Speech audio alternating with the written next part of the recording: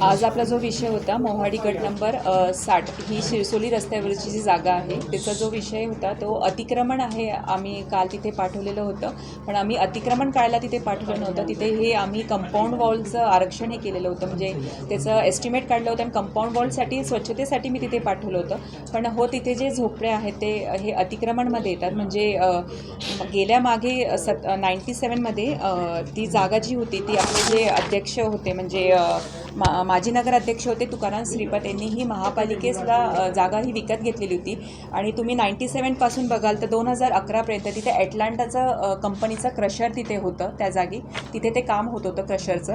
नंतर 2011मध्ये तिथे ॲटलांटाची खडीही पडून होती आणि काही नंतर 2017-18मध्ये स्लॉटरही आपण तिथून बंद केलं होतं। त्यामुळे ती जागा ती रिकामी होती, तिथे काहीच तिथे अस्तित्वात नव्हतं, पण ती महापालिकेची मालकीची ती जागा होती।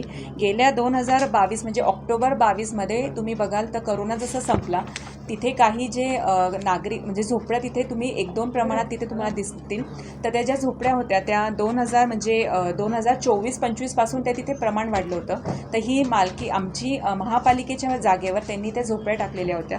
ही जे होते तांबापुरातले जे काही लोक होते त्यांना तिथे ते अस्तित्वात होते, पण त्यांनी त्यांच्या जागा तिथून विकून त्यात इथे अस्तित्वात असं म्हणजे मला ऐकण्यात आलं आहे की 5,000 रुपये घेऊन त्यांनी त्या झोपड्या एक 5,000 रुपयेमध्ये एक झोपडी तिथे टाकली होती। आणि तिथे 2024-25 पासून हे झोपड्या जास्त तुम्हाला प्रमाणात तिथे दिसतील।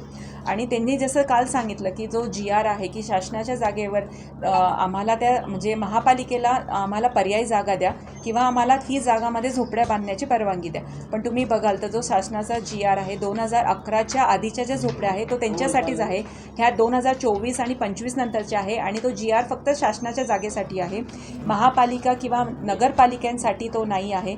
त्यामुळे हे ज्या झोपड्या आहे आमच्या जागेवर त्या अतिक्रमणमध्येच आहे, त्यामुळे त्या काढण्यात याव्या। आणि लोकांनी आम्हाला इथे बसवलेलं आहे हे महापालिकेच्या जागा वाचवण्यासाठी बसवलेलं आहे। आणि तुम्ही बघाल तर महापालिकेच्या जागी आता पहिले खूपच कमी आहे, म्हणजे ओपन स्पेस आम्हाला नाहीच आहे, काही रेव्हेन्यू आम्हाला तिथून मिळत नाही आहे। तर हे काही 5-5 हजार रुपये घेऊन जे लोक तिथे अस्तित्वात करत आहात त्यांना आमच्याकडनं आम्ही त्यांना थार देणार नाही आहे आणि त्या जागा त्यांच्याकडनं आम्ही खाली करूनच घेणार आहोत।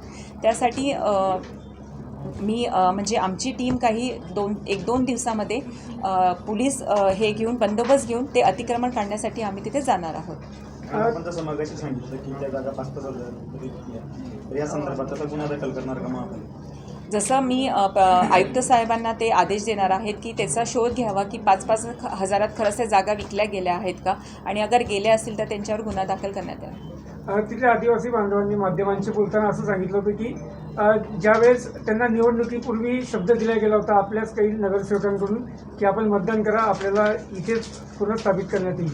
नाही, मी जसं सांगितलं की हे जे रहिवासी आहे तांबापुरामधलेच रहिवासी आहे आणि त्यांचं तुम्ही बघाल तर त्यांनी मतदान यादीतही त्यांची नोंदणी आहे आणि त्यांनी तिथलंच इलेक्शन ह्या वर्षी तिथे राहूनच इलेक्शन केलेलं आहे। त्यामुळे त्यांनी जे सांगितलं ते त्यांना माहिती की त्यांना कोणी सांगितलं, त्याचं आमच्याशी काही हे नाही आहे। महापालिका म्हणून ती अतिक्रमणच आहे, त्यामुळे ते तिथलं काढलं जाईल।